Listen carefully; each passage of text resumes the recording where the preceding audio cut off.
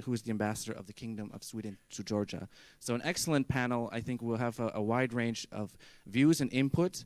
And I also look forward to your questions via Slido. I will be monitoring them, so please also feel free to join that discussion as well. So I will turn it over now to Dennis, and I ask please to keep it about 10 minutes for your presentation. Thank you very much for introduction. I'm very grateful to be able to speak at this conference today because Eastern Partnership has direct implications for the stability and security of this region and of Eastern Europe in general. So I would like to put on the table a few ideas of how I see the evolution of Eastern Partnership in these 10 years. And also to formulate several questions that will help us to trigger this debate. I promise not to be let's say silent on what I think that should be criticized. So I definitely will be challenging myself and you with some thoughts about how I see Eastern Partnership and its achievements.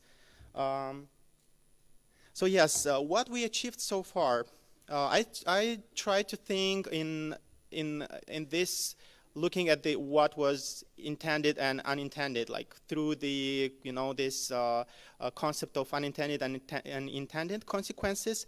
And I think that we should really pay attention to what was done and what was intentionally done. And this was definitely the idea of improving the dialogue, to have more dialogue, to have dialogues at different levels, both at political level, but also at the expert and civil society level. We managed to do that. So far, during these 10 years, we had very prolific discussions. Sometimes it was not that, let's say, consistent because of the domestic situation or because of some external interference, like Russian factor, for example. As well, we have seen new and several avenues for reforms. The reforms didn't touch upon only the political aspects. It went through very technical areas. It touched upon the technical regulations. It touched upon the phytosanitary adjustment to EU standards. It went to customs service and so on and so forth. So we really went through various sectoral levels of reforms, and it was done because of Eastern Partnership initiative and those bilateral ties which were bound through this initiative. At the same time, we had various ways of interconnecting the region, and Deliverables 2020 made even more visibility of this process. We got more interconnection at the level of transport, at the level of energy supply, at the level of cross-border communication. But at the same time, we saw some unintended, in my view, consequences, because the European Union didn't really think in the very beginning, let's improve our image in the region. They were thinking about creating stability and prosperity in the Eastern Europe because it was the new neighborhood after the enlargement, but they ended up on working a lot on making itself clear and visible to the people, both because they didn't know that the region is so diverse. They didn't expect that the region will be questioning so many things about what EU can do and should do, and they didn't expect that Russia will be so efficient in creating these perceptions about the European Union. So definitely the European Union started to invest a lot in visibility project. If you will have a look when this visibility project started to be applied, you will see that this is the last few years. So it was not in the very beginning, which again confirm my thesis that my hypothesis that actually they started to do that as an unintended consequence.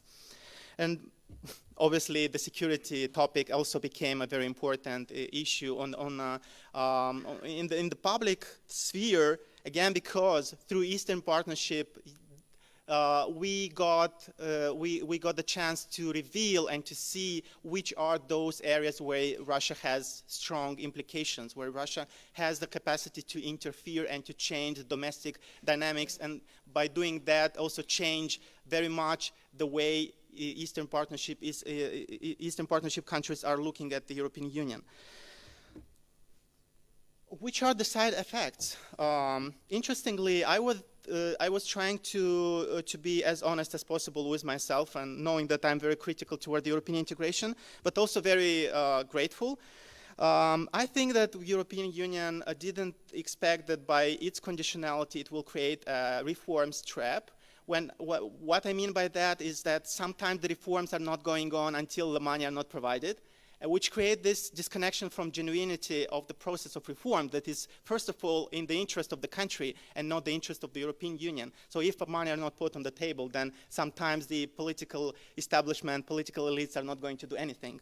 And this is bad in my view. Then we have interesting concept of double standards, and I could use the example of oligarchization of political decision-making as a clear example where European Union showed some double standards, in my view. We have oligarchy, you know, in all three associated countries, which means that the influence of some powerful business centers is too much or too big on the political decisions. But unfortunately, in the last few years, we had the talks about that only in case of Moldova. We didn't talk about the bad consequences of the same phenomenon in Ukraine or Georgia. We really focus very much on looking for the worst pupil in the classroom and pointing only at Moldova, which I think it was maybe not the best decision to do, because this issue should be objectively singled out in every country where it exists. Pooling effect, in my view, is something that European Union should also take into account, because when it goes very closely in a cooperation with an Eastern Partnership country, but the transformations at home are not happening, then you definitely will have a situation where the European Union is so attractive that is magnetizing a lot of people from these regions. So transformations don't take place at home. What are doing people, especially the youngsters? They go to European Union. They can use different ways to do that. Either it's by abusing the visa liberalization process, which is the case for Georgia and Moldova especially, but also for Ukraine, or they can use other irregularities or legal ways to end up in European Union. And last but not least, it's about the elephant in the room. So it's about Russian factor. Again, because Eastern Partnership was not thought through in the very beginning how it will end up in 10 years, what it will create and what it will try to address. It's really put the 6 countries on the table of Russia, and it became the favorite target for the Russian actions in the last few years, which again is a side effect of Eastern Partnership. I'm not saying that this is good or bad, but this is just a status quo, and we should deal with this. What are the strengths and the weaknesses of the European Union in dealing with the Eastern Partnership? Definitely we can underline 3 strengths, and this is about the asymmetry. European Union is a strong, powerful actor in the region, and it can influence those actors which are interested in providing some changes. Sometimes it's about elites, political elites, but many times it's about other actors. And first of all, it's about civil society and media and even the businesses, small and medium businesses. But the European Union has this leverage, so it can use it when it wants and when it considers that is the proper moment. It also has the financial tap, which is coming as an additional tool. This financial tap is very influential when we speak about small countries like Moldova, especially, because it is very dependent on external assistance. And if you know how to use it in a smart way and you use it at the right moment, then you can have a conditionality which will bring some good results. Some important reforms in the rule of law area or in the economic sector, and so on and so forth. Last but not least, it's values on which is built the European profile. It's a very attractive, it's a very soft-oriented power in the region. Those who are feeling offended and those who are feeling rejected at home, they look at the European Union as the role model for their fight at home for more civil rights, for more democracy, and more pluralism of opinions and other human rights. But which are the weaknesses, which in my view also should be properly discussed It's definitely that the European Union is not capable to influence all the elites in the region. There is this incapacity to overcome the unwillingness of some governments to adopt specific reforms, especially if these reforms are harming their interests. And if they have connections with the oligarchs, then definitely many of the reforms will attack those interests. At the same time, we have a multi-speed situation, because European Union, it's more difficult to deal with a region where there is a huge diversity, because you need to have a very specific tool for each of the country. So you don't have this pleasure of enlargement process where you use the same mechanism to assess all the countries which are going through this process. You every time should invent a new way of looking at Azerbaijan, of looking at Armenia. We have right now about four types so far, 4 types of relationship that European Union developed with this region. This is a lot, and this is very complicated. So European Union should reinvent its way of looking at the region. Democracy sometimes is really it's put on the second side, and European Union is trying to look at the effectiveness of the institutions. And this is what I mean, the oscillation between democratization and the importance of democratic institutions and the effective governance. What is really prevailing in case of European Union? If you look at the region, then you'll see different interpretations. If it's about Moldova, Ukraine, and Georgia, then it will be definitely more about good governance, and right now we speak more about democracy. If we speak about Belarus, then it will be a lot about how to overcome the regime, which is quite long time settled and is not going to live anywhere. So we have this kind of bipolarity in Europeans' actions toward the region. And definitely the geopolitics. In my view, European Union still didn't manage to learn how to digest the Russian factor in all these 6 countries. More than that, it is overlooking right now what is doing Turkey, and newly what is doing China, because China is also becoming very visible. And when 3 countries, Moldova, Ukraine, and Georgia, signed the association agreements and established DCFTA, China came quickly to this region because it understood that this region is a new gate to the European market. So Russia is becoming more visible, more assertive, but so far I didn't see a lot of assessment from the EU side what to do, how to maybe prevent some negative aspects, which, for example, is related to giving loans without any conditionality, and it will create a big trouble for the European Union.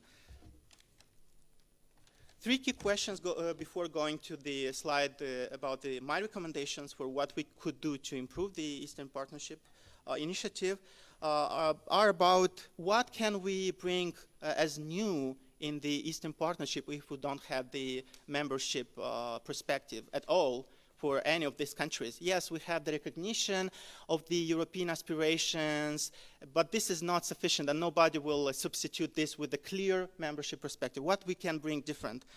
Secondly, what we can do to make this transfer of EU standards, both at the level of policy but also legislation, sustainable and accepted in all 6 countries, or at least in those 3 countries which accepted to have a deepened relationship with Brussels. And third, how to deal with hybridity, which is, in my view, is visible if you look very closely to what is going on in Ukraine. In Ukraine is still not clear, but in Moldova, for now, is very clear. We have oligarchy, which is interested in staying in power, which is very connected to oligarchs in the region, in Georgia and in Ukraine, which are learning to establish common steps, which are learning from each other what we are doing with these kind of countries, which are considered to be as the most democratic in the region. Okay, with Armenia right now competing for the same tag. And my recommendations for these challenges and for everything I mentioned before are that we should look at 3 important priorities. First of all, we definitely should take into account the democracy and how the democracy is functioning in the region. we should be very precise that we want to have conditionality which will include rule of law as the major area where European Union should focus its reform agenda in Moldova, Ukraine, and Georgia, and the others. Because Azerbaijan right now is also accepting in a difficult way, accepting judiciary as one of the areas of bilateral cooperation.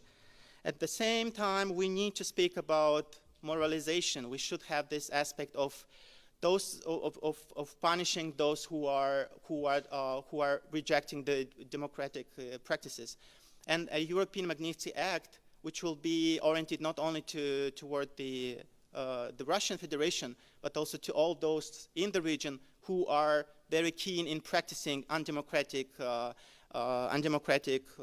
tools.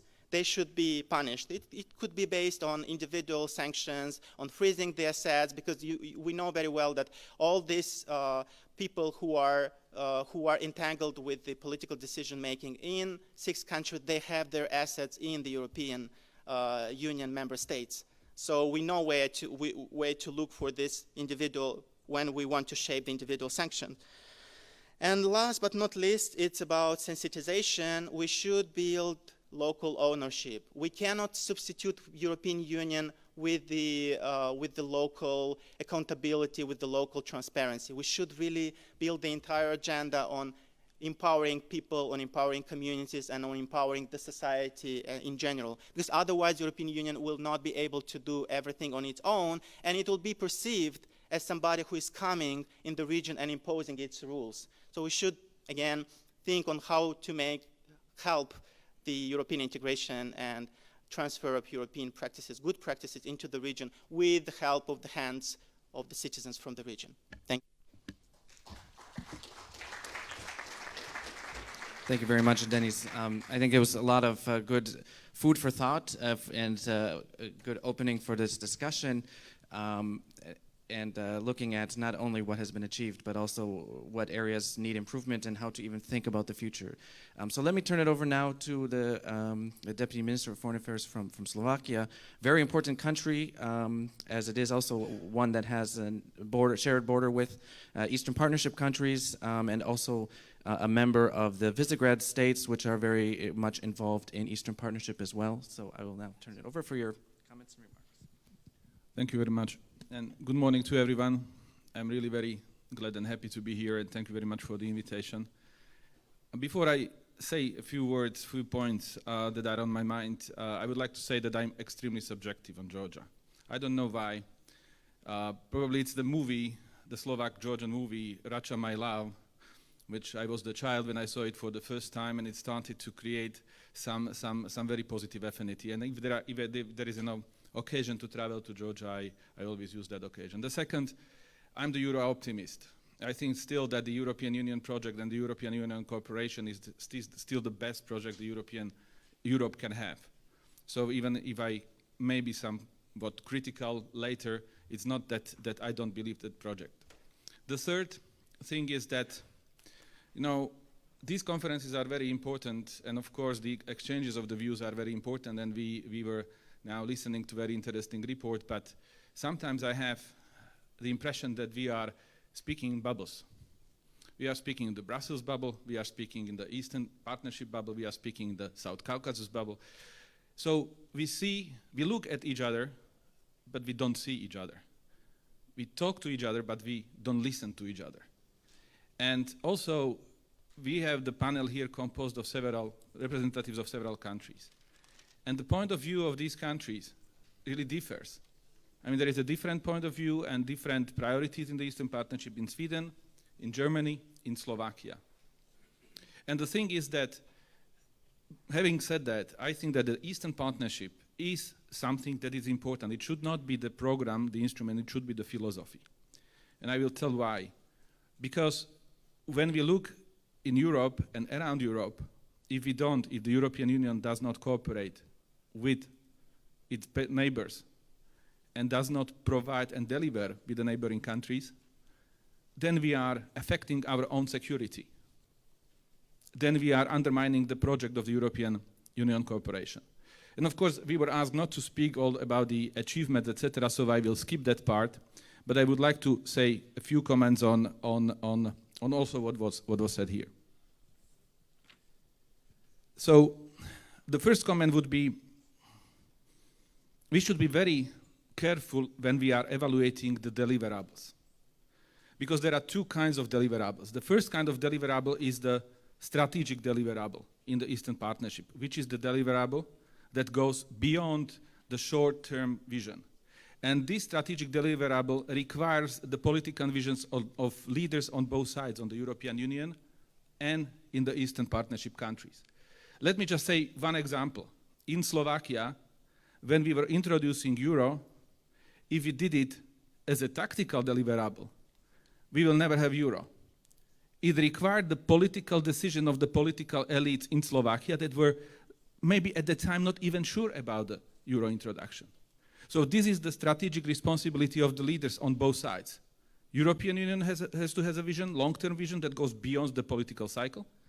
And the countries that are aspiring to get closer to the European Union and the politicians in these countries has to have the long-term vision. The second are the tactical deliverables. Because in European Union and also in the countries of the Eastern Partnership, there are, and that's not a surprise, there are people living. There are the concrete people with the concrete concerns, concrete living standards. And if the people in the European Union does not see the concrete contributions of the cooperation and enlargement in a sense of the enlargement of cooperations, not enlargement in de facto sense, and if the people in the countries of the Eastern Partnership or the Western Balkans, they don't feel the concrete things every day in improving everyday quality of their life, of course they will turn to be pessimistic. One thing what I would say, I mean, to the report we've just listened to do, is that sometimes we are over pessimistic. But it's good, I mean, to hear the view from our partners. Because sometimes in Brussels and or in the member states, we think how great we are, how attractive we are. We still think that we are the young lady in 18 years old and attractive everybody runs to. But the European Union is now very experienced lady, still very beautiful. It is beautiful. It has a lot of pluses to come and to share her experience. Or it can be the man, I mean, not to offend our participants and to be politically correct in gender. So this is the thing that let's take the responsibility and let's take this attractivity and let's take also into account what our partners in the Eastern Partnerships are saying to us. The second, the conditionalities. And let's not to be over pessimistic. You know, again, comparing the Slovak newspapers, when I look at the Slovak newspapers, I think that I'm living in a country that is the worst in the world. And the first front pages, there are scandals, corruption, everything. When I look at the Indian newspapers, I think that's the country I'd like to live. They just saved the elephant in the zoo. They sent the rocket to the moon. They are proud. We are like, self-torturing ourselves sometimes. And our people also need a part of the optimism. We have to be critical, but we need to have the optimism, and I will tell later why we think that we have to be also optimistic about ourselves. Conditionalities. The countries that are represented here have may have the differences in the point of view of the conditionalities, for example, of the democratization, rule of law, etc. Of course, because we are looking from our shoes. Nobody is questioning the democracy in Sweden and how improved and how strong it is. But also nobody is questioning how many decades it was built, how much it is built in the minds of the people, and how much the people are getting the democracy together with the mother milk. But here we are the countries that were living in a different environment, the same as Slovakia for 7 decades. So it has to be taught. Our big friend over the ocean, they have the democracy the last 100 years. But before, if the US was entering the Council of Europe 200 years ago, they will not be admitted because of the violations of the rights of the national minorities on their territory. So it has to be, these requires generations to come to. So let's be careful about the conditionalities. And now the second conditionality is that we will pay you if you behave. we have to respect the pace, the way, mentality, historical traditions, how the countries decide to approach the European Union. So for this pessimistic thinking is that we need to create the positive narrative again, which will be difficult, and I will say why. And also, we should be very careful about the words like demoralization or uncertainty. Because moralization, from one side and from one point of view, may see, I fully understand the point why it was made. But if there are not so many people who can moralize, I know only one who really has the 100% right to do so.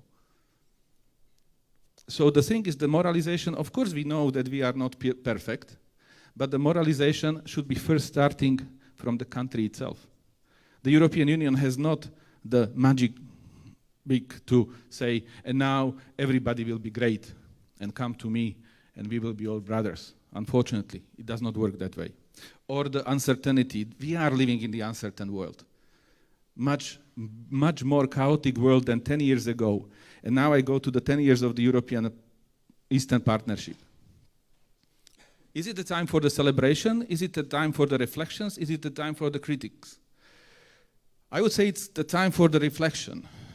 It's not big celebration, though there were a lot of achievements, but it's not also the time for the huge pessimistic evaluation. So we have to reflect. We have to reflect what we have achieved and what we did not and what we have to do and how we have to do it. And we have to listen to our partners. And now, finishing, because I don't know, but you know, if I speak longer than 5 minutes, warn me. Okay. 6 minutes, make a warning shot, shoot. 7 minutes, oh no, don't shoot me. Just take my mic. So the last point what I would like to say is, 10 years ago, the world was totally different. There was a different dynamics in the regional development of the Eastern Partnership countries. Just one example, 2015, annexation of Crimea.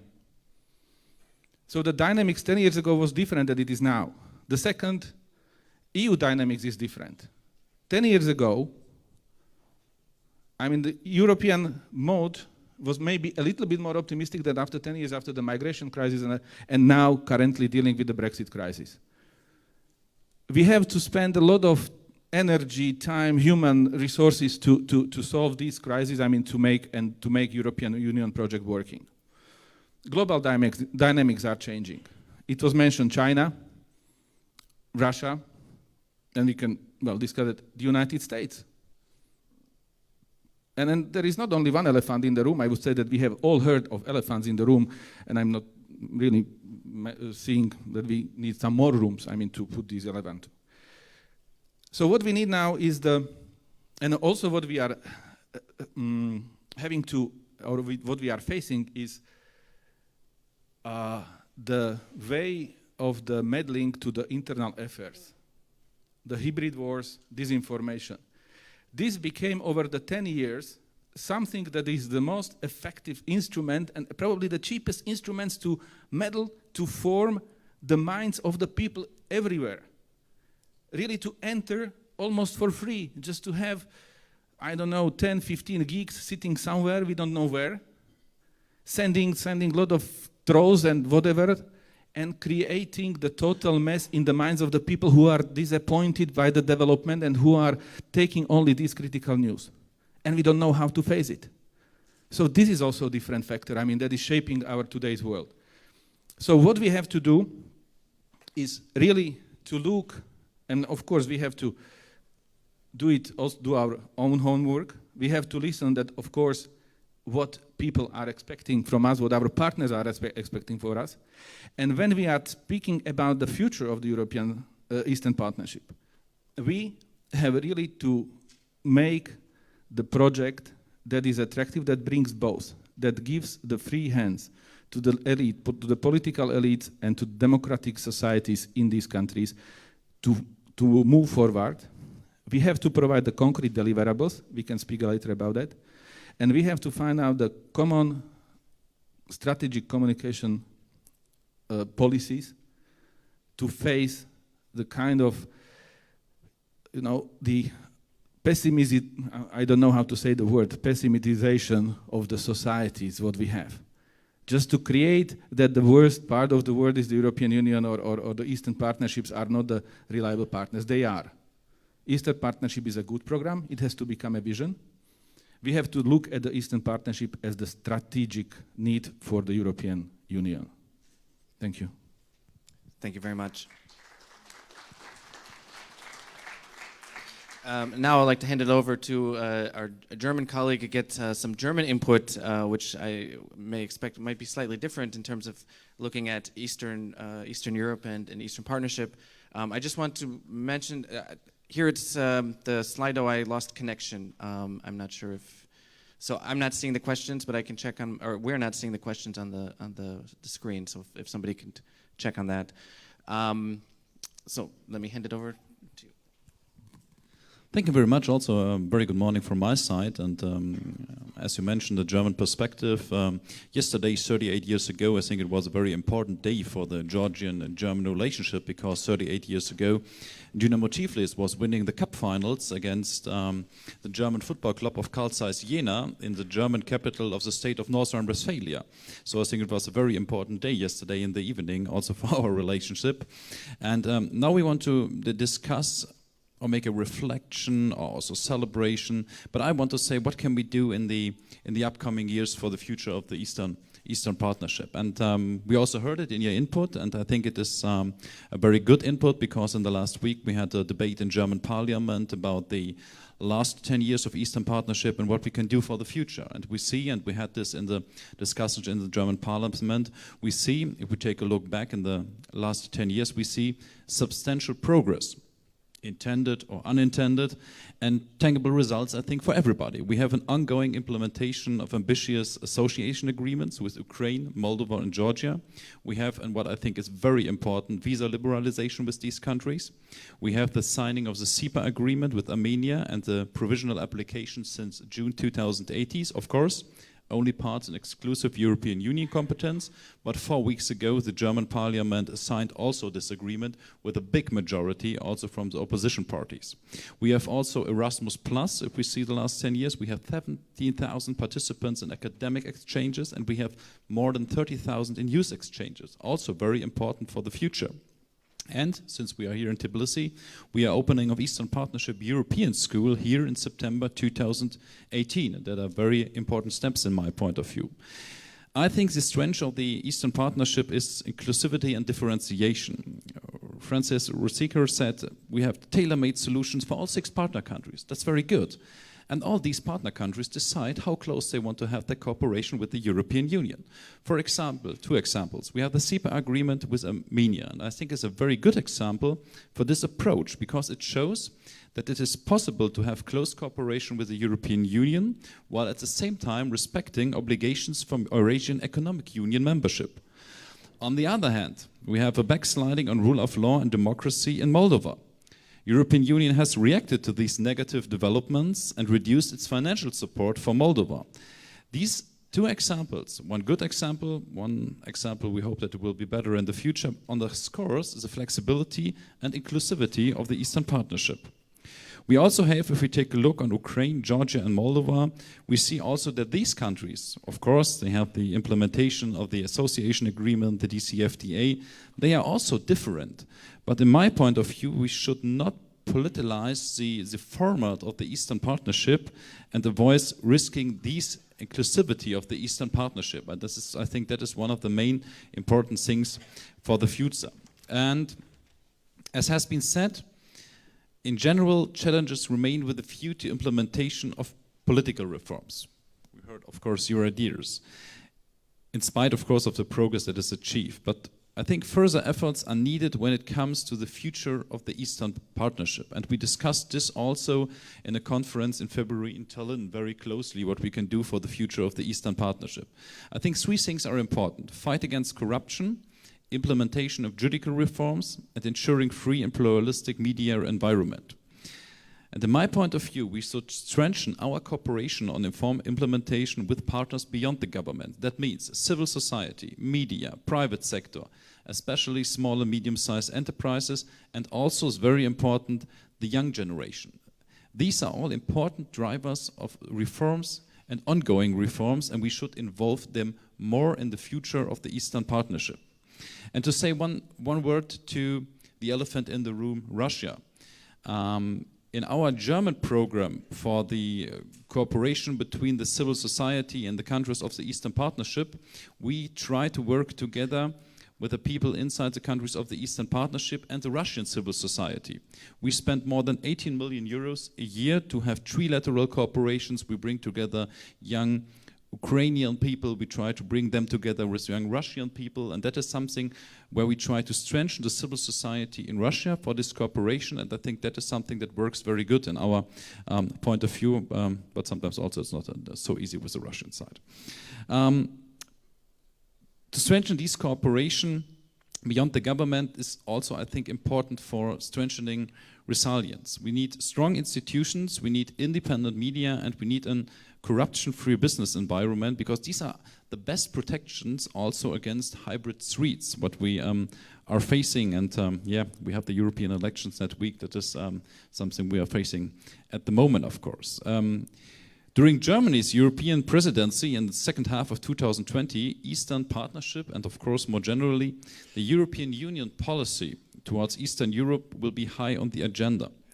Starting point for our thematic work in 2020 will be a stock-taking exercise of what has been achieved by then regarding the implementation of the 20 deliverables.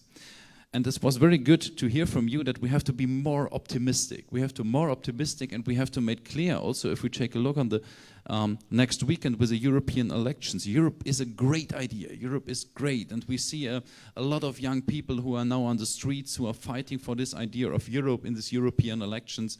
And of course we have to do this, because actually we have movements, we have people, we have parties inside Europe who are fighting against this idea of a united Europe. And that is something where we have to be more optimistic. We have to say Europe is a very good idea, we can do something better, of course, but Europe is great. And it was a good example from you to take a look to the Indians, because I'm the chairman of the German-Indian Parliamentary Friendship Group, and they are really more optimistic than we are sometimes over the whole day, especially Germans. So, future Eastern Partnership. I think we have not to reinvent the wheel when looking at 2020 and beyond. We have 4 platforms: economic development and market opportunities. We have strong institutions and good governments, connectivity, work together in energy efficiency, environment, climate change, of course, as the topics for the future, mobility, and the most important, people-to-people contacts. I think that remains the right thematic framework for the future. We have just started internal deliberations on topics that could be added or emphasized from 2020 onwards. Possible areas for our future work could be youth education and entrepreneurship, especially small and medium-sized enterprises, of course, and the business climate. And the business climate depends, of course, on the fight against corruption. And, of course, it was very good to hear it in your input, the democratization, of course. I think it's a very important step. But especially for the economic development, it was good that you said, of course, what is China doing, of course. Perhaps you can discuss this later. The New Silk Road, One Belt, One Road initiative, of course, where we see, of course, also chances here in Georgia as a transportation hub. And perhaps you can come to this topic later. So, more examples, in my point of view, to finish, are the reduction of roaming tariffs, access for researchers from Eastern Partnership countries to European Union founding Stream Horizon 2020, visa liberalization also in the other countries, and of course, some more topics we can discuss. So, at the end, we need tangible results for people in their daily lives, and that absolutely agree, we concrete better living standard. And that is important when we need the acceptance also from the people for this Eastern Partnership and the future of the Eastern Partnership. So thank you very much. Thank you.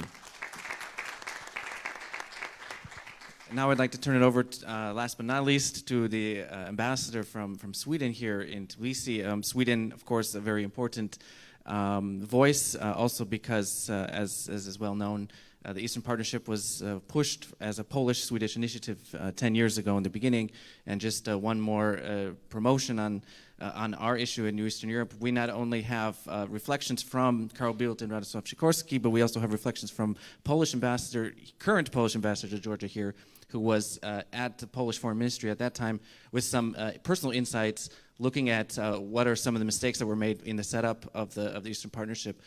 So a lot of lessons from all sides, and now I'd like to turn it over to hear from today's point of view. Thank you very much. I'm happy to be here. The State Secretary asked whether we should celebrate or reflect. I think both, and I will try to do both, although briefly. I totally agree that we should, without, of course, devoting ourselves to wishful thinking, I think we should be optimistic and confident. So here it goes, here it comes. The Eastern Partnership has been a success. It has contributed to a change in the region that we could not foresee 10 years ago. It has real transformational power, and there are very concrete results for people in the partner countries. I had prepared a long list of examples. I'm going to skip that because most of it has been mentioned, and we all know about it. So I will add another dimension, namely not to forget about the transformation the Eastern Partnership has caused within the European Union and in the EU member states. We no longer talk about post-Soviet states, but of European partners. We no longer define our relations with our Eastern neighbors by our past or their past, but by the notion of a common future. We discuss and even quarrel about the future relationship with the EU. So there is transformation on the EU side as well. Also, after 10 years, and after so many elections and transfers of power in all our countries, the commitment on both sides remains for delivering on commitments made and for developing this policy and vision for the future. I'm absolutely convinced that the Eastern Partnership has not reached its limits.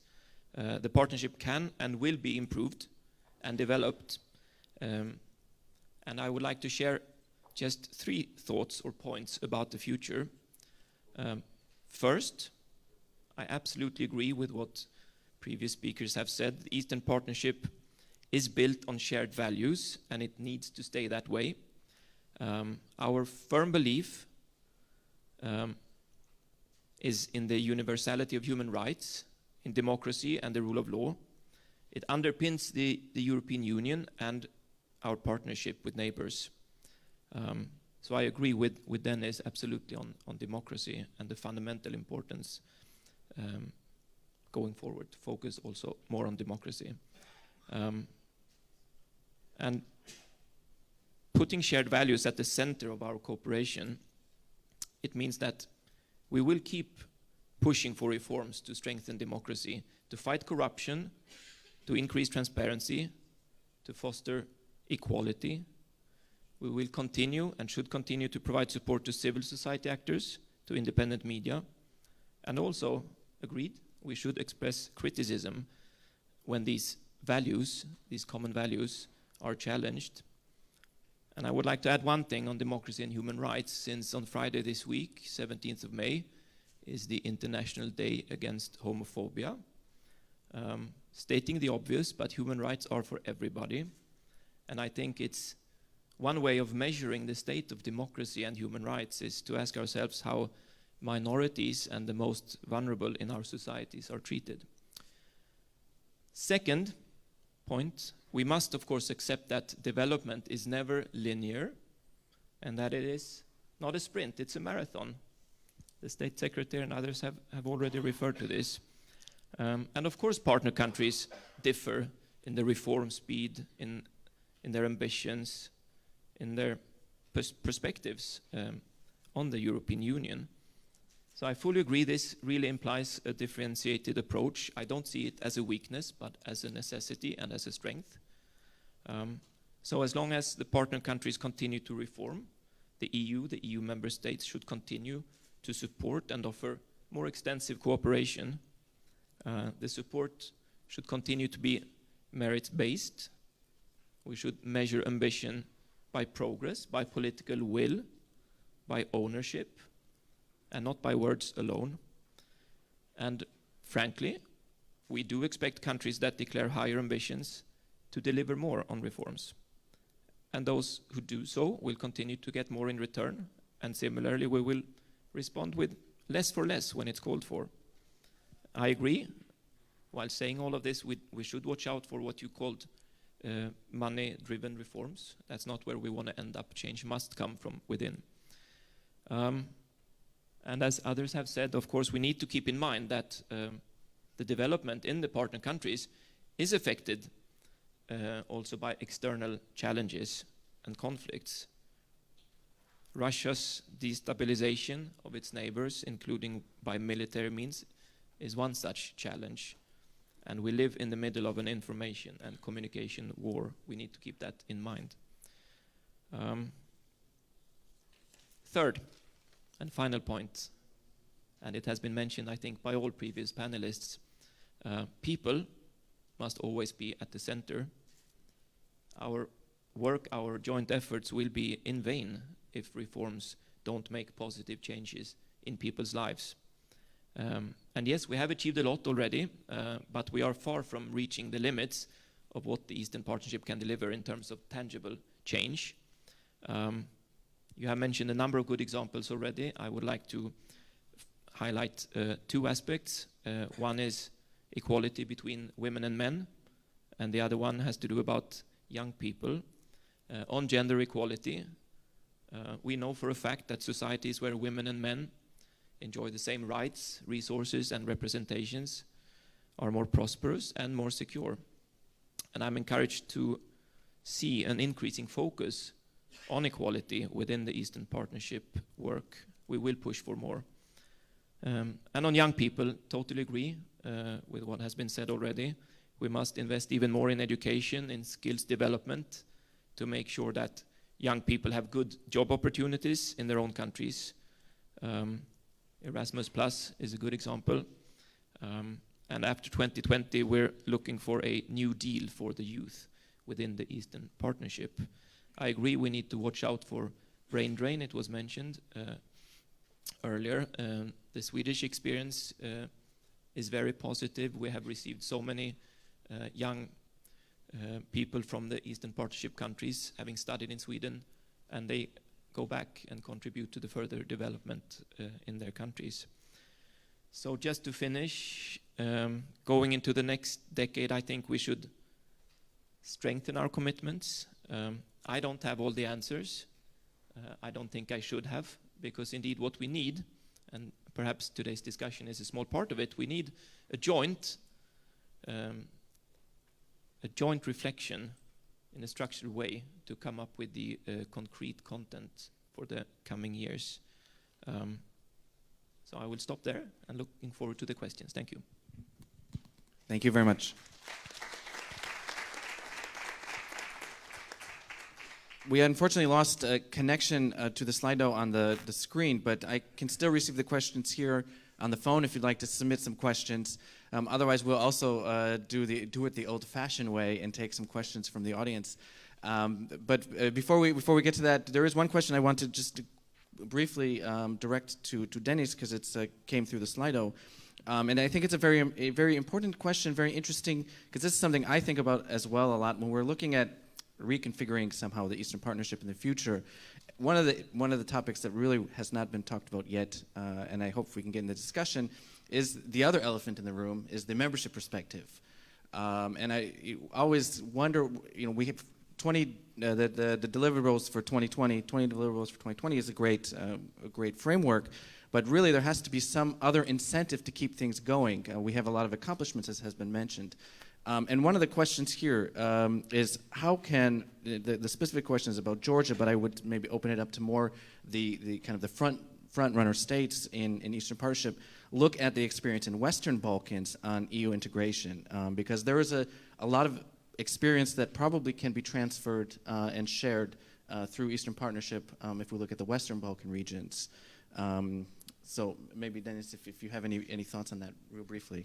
My colleague and good friend Michael Emerson came up recently with the idea of having, specifically for associated countries, Ukraine, Moldova, and Georgia, Associated Agreement Plus initiative, which will mean more integration in very specific areas like digital market, like customs union, and some other areas. So we definitely can go into very specific sectors where it is easy to have this integration, and it will cost less because the business is also interested. So you can have both public and private resources dedicated for this integration. But I really struggled to come up with an idea about what we can learn from the Balkan countries, because they are also in a kind of pathological, let's say, dependency on the European Union, and stabilitocracy, which is a very new concept. It's also coming from the region. When European Union wants so much, you have stability sometimes.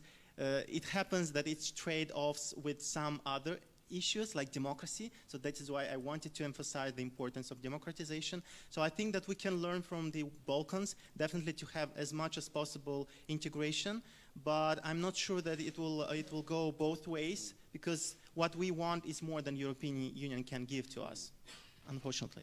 Okay, thank you for that. Why don't we take a couple questions from the audience? I saw one hand here. Yep. Do we have a microphone?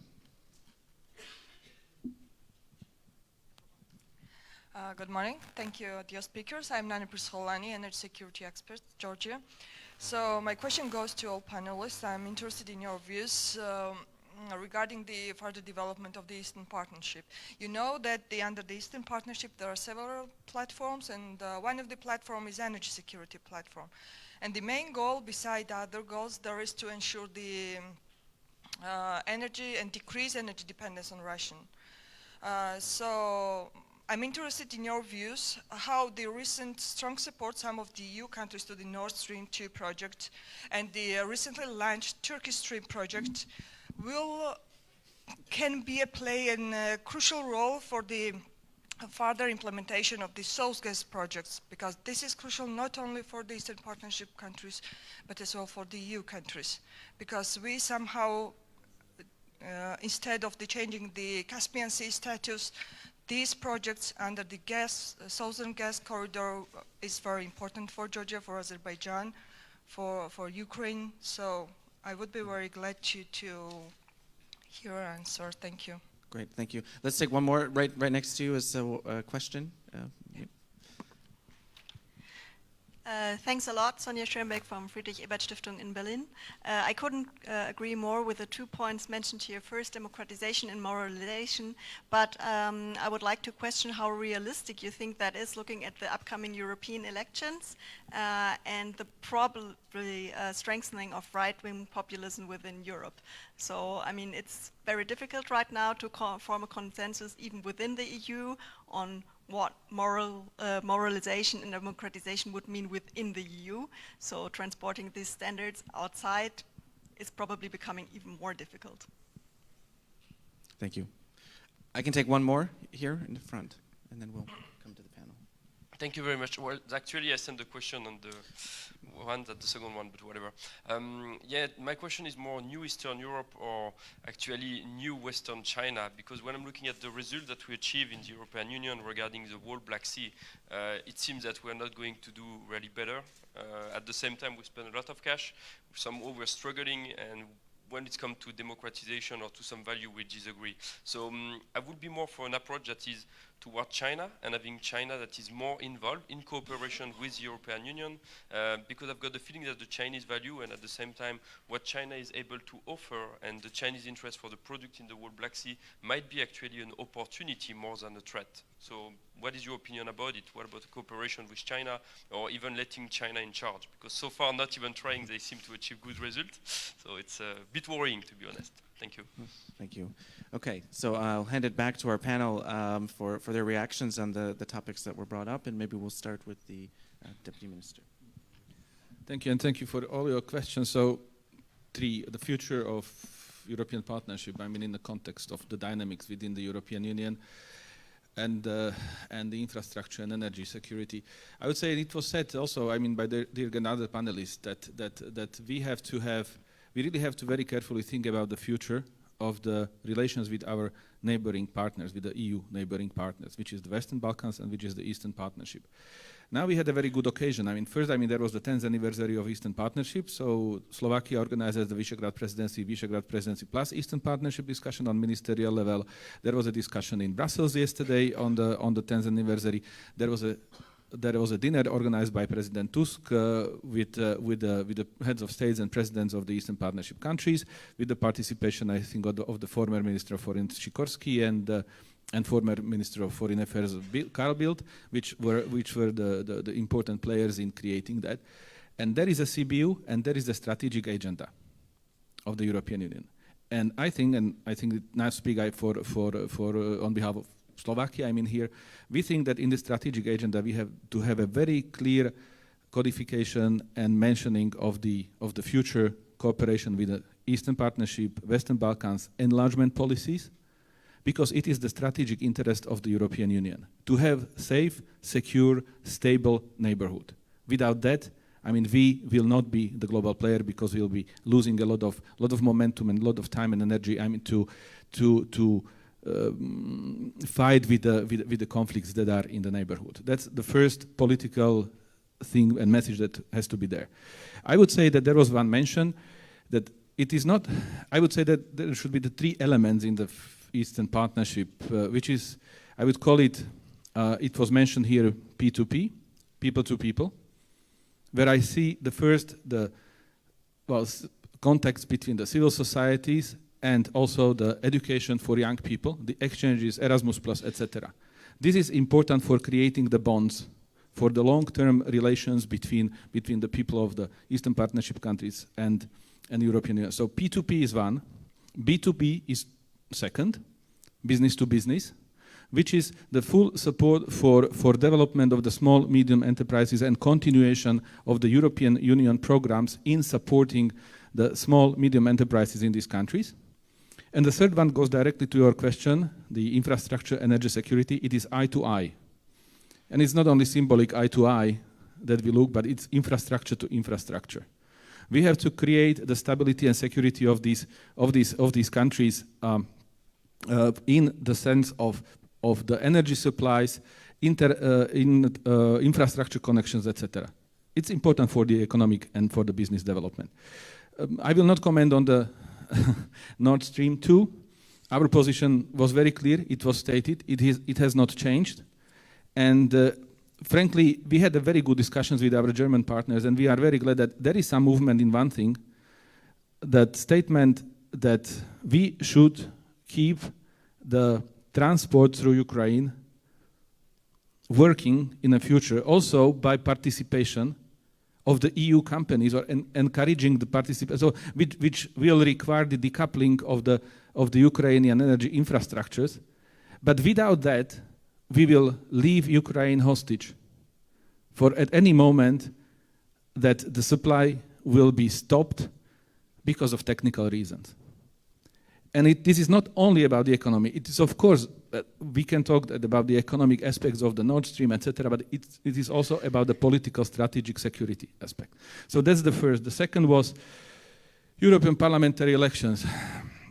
Well, I can spend hours, and my colleague knows that because I participate in the public dialogues in Slovakia in encouraging the young people and all people, to come to vote in the European parliamentary elections, because what you said about the populism and about the future fragmentalization of the European Parliament, in a democracy it is fine that we are going to have a little bit reshaped European Parliament than we have now.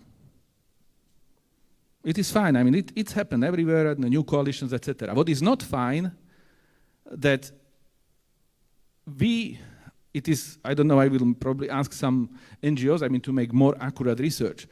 But what is not fun is that we looked through the popularity of the populistic, non-systemic, radical, even neo-fascist parties in the EU member states.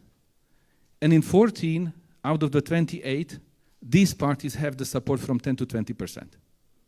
You may say, okay, it's still only 1/5. But it's a very bad trend, because when you look back, and when we looked back 10 years ago, it was less than half of it. So, and here we are going back to this optimism and the strategic communication, etc., that we need to carry on more optimistic strategic communications with the public to say, I mean, that there is no alternative for that. And of course, now, I mean, again, I'm optimist by nature. I hope that at the end we will have the European Parliament that will be pro-future, pro-EU, and pro-enlargement and pro-other policies, pro-climate, etc. But we have to work for that. And the last question, China. Well, as I said, we have the whole herd of elephants in the room. And, the China, well, I spent 6 years in New York before I came back to Europe. And China is everywhere. And it's the objective fact. And China does it, I mean, it was mentioned in the presentation that, and when I said that we have to be very balanced when we are putting conditionalities, because China does not put those conditionalities that we are. And we have to be more empathic that we have to leave the countries to decide if they would like to cooperate with the EU, how they would like to cooperate, how fast they would like to go into, what they would like to implement, and when they would like to implement it. But we should not punish them, I mean, for that if they decide to have a slower pace, because otherwise these other elephants will come. You know, Hannibal also came with elephants.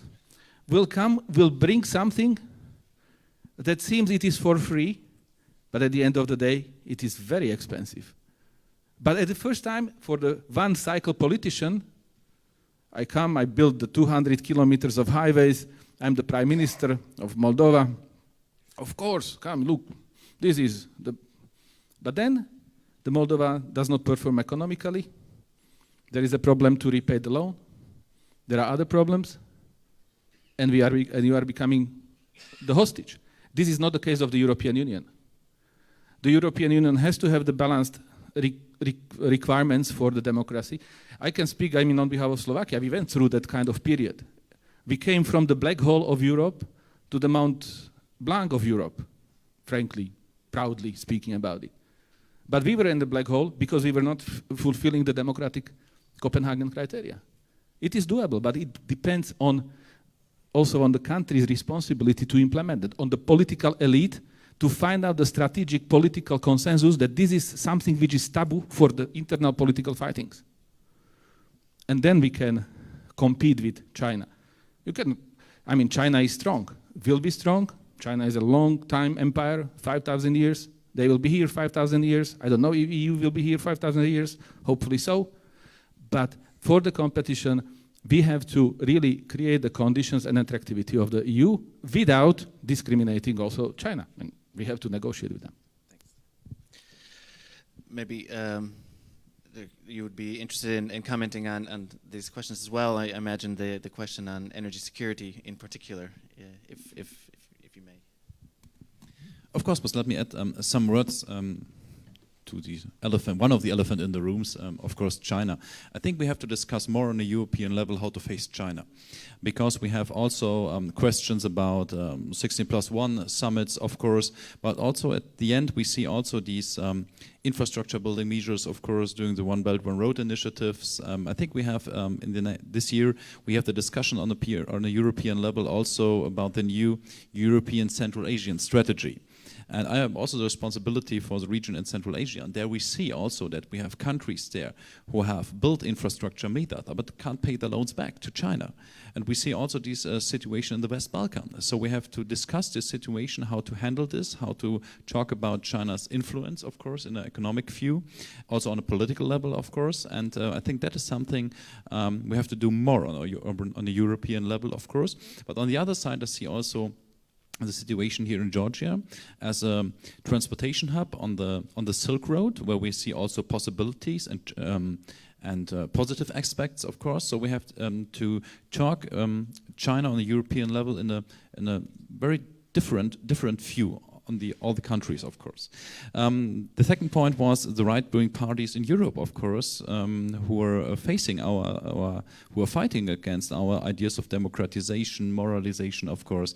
But I think on the other hand, doing this campaigning now, also from my party, for the European elections, of course, I see so much young people who are fighting for democracy, who are fighting this idea of a united Europe, that I see there's a majority who is pro-European, and we have to be louder than these right-wing parties, of course, and say, hey, nothing is not everything is fine in Europe. We can do more, of course. Also some legislation questions, of course. But the idea of Europe is great, and this idea of this united Europe is great. So we can face, of course, these, I think, positions also from the right-wing parties, of course. Energy policy. Yeah. See, actually, in Germany, we made the decision that we go out of atomic energy in 2022. And now we make the decision this year that we go out of coal energy in 2038.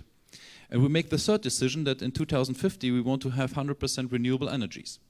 So we have a gap till 2050 because we have this agreement of 2050 because our agreement, Paris Agreement of climate change. And so we have a gap, and for this gap till we have 100% renewable energy, we need gas. We have some gas suppliers, of course. We have Russia, of course. We have Turkmenistan, and we have Azerbaijan.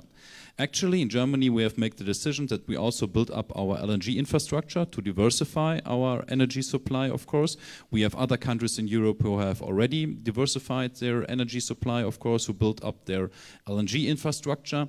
We have a big country in the world who is very strong to support LNG exports, of course, at the moment. It's also an economic question. In my point of view, I think LNG gas, or to say better, shale gas, I have a lot of questions. Because in Germany, 3 years ago, we made the decision that we don't allow shale gas in Germany because we have environmental questions.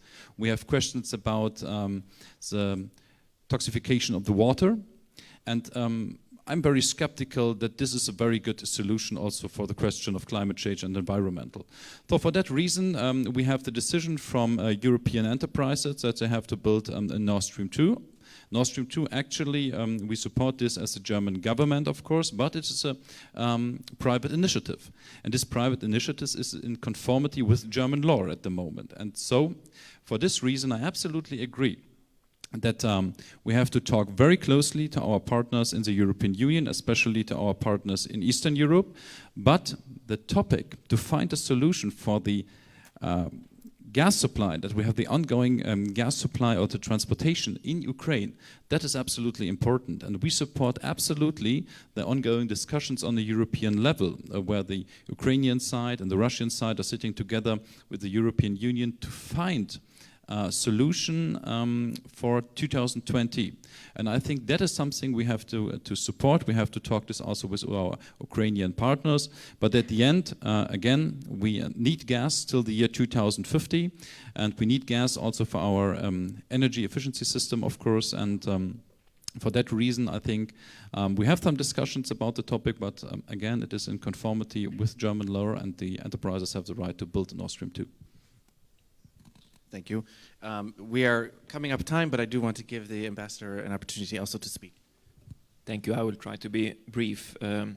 On energy security and infrastructure, obviously, these are tremendously important things. And I do think that the future of the Eastern Partnership will be, not least, about greater connectivity. It's going to be one of the big themes for the future. Energy infrastructure, railroads, roads, digital interconnectivity, and so on and so forth. About pipelines, I think the real discussion should be more about moving away from fossil fuels altogether. And Georgia is in a good position to do that, by the way. I think we need to talk more about energy efficiency. Of course, the cheapest and cleanest and most secure energy is the one that we don't have to use at all. And I really welcome the Georgian government's initiative and planning for a green economy. This is something that we Sweden and hopefully we, the European Union, will support. On democracy, yes, indeed. Also, within the European Union, there are things to be worried about, and we need to work more on that. It's absolutely fundamental. In the partner countries, and again, I will take Georgia as an example, I think it's fair to say, and it should be said, that over time, and in a relatively short period of time, Georgia has made a lot of progress when it comes to democracy. That doesn't mean that the work is done. It's never done in any country. So we will keep supporting a strong and positive democratic development in Georgia and the other partner countries. I'll stop there. Thank you. And last word, last minute to Dennis. Yeah, I definitely believe that Nord Stream should be following the European legislation, which means unbundling, which means that it should be applied both on Gazprom as on any other company which is working on European market or which is supplying gas to the European consumers. So this is definitely one of the conditions, and it also should be linked to what was already mentioned, keeping the Ukrainian network in the game. It is an important one. It should be improved and it should be modernized with the help of European investments, both private and maybe most private in sense of the European institutions, but also Ukrainian side can afford to do that. And on populism crisis, I think that European Union can learn from this experience and can become stronger. So I believe that a more polarized European Parliament doesn't mean a weaker one. I think it will be interesting to follow how those who are comfortably sitting in the European Parliament and doing less than could be done in the past will struggle to fight for the European ideas and aspirations within the European Parliament. This is a necessary process. First of all, to fight for the European ideas within the European Union, and then to promote the same in the neighborhood. I think it's necessary. Thank you. Well, thank you very much, and please join me once again in thanking our panel for this discussion. We've hit our time, and so we have a break now before the next discussion. Thank you.